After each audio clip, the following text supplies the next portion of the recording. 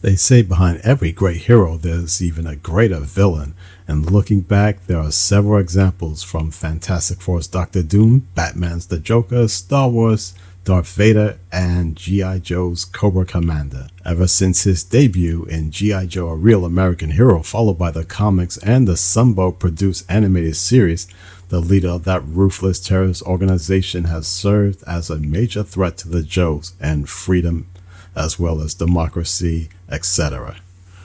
What makes Cobra Commander so appealing, aside from his many schemes and machinations, is his unparalleled design, which for a character conceived in 1982 was way ahead of its time.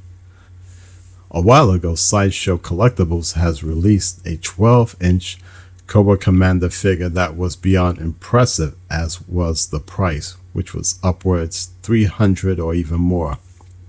So years later, 10-0 from their Fig Zero line, who I'm not too familiar with, acquired the Joe license from Hasbro to create their own 1/6 scale line, which is more affordable compared to Sideshow's. And the less said about Mezco, the better. Useless! So after waiting several months for pre-order, here's Fig Zero's Cobra Commander's unboxing. We are disappointed. You were expected days ago. Now, what have you brought me? First of all, aside from the impressive painted box art, I would suggest that you wear a mask when removing the figure from the box.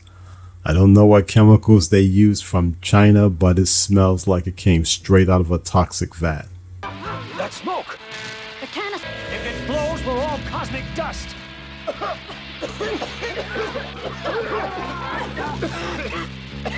The fumes! They have paralyzing properties! Too late!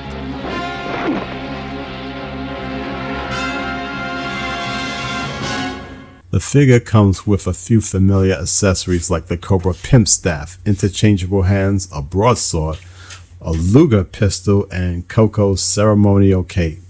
Unfortunately, it does not include his signature hood, but that's fine. I always preferred the helmet anyway, and speaking of which, 3-0 added a nice coating of chrome paint for Cobra Commander's faceplate. Maybe that explains the smell once you take it out of the box. The sculpt, materials, and jacket accents are good craftsmanship, so while it's going for $160 MSRP, this version is a great alternative to the more expensive Sideshow figure without cutting too much cost. Basically, you get what you pay for. Overall, this Cobra Commander from 3-0 is a great addition, and although in a perfect world, the price would come down to at least $100 so that more collectors would be able to afford it. But as with Sideshow, these are limited edition collectibles. Meanwhile, I bet the scalpers will mark this as $300 since it's already been sold out. So, if you're a die-hard collector of most things G.I. Joe or quality merchandise in general, I will forego anything Super 7 related or even Mezco's shoddy overpriced figures, and instead invest my hard stolen dollars on 3-0's Fig Zero's product lines instead. With that said, So it must be the truth! Victory, Destro! I said victory, Destro! Is it not sweet? which figure should be the next to make the cut? Would it Zartan, Stalker, Duke, Scarlet, Storm Shadow, or the Baroness?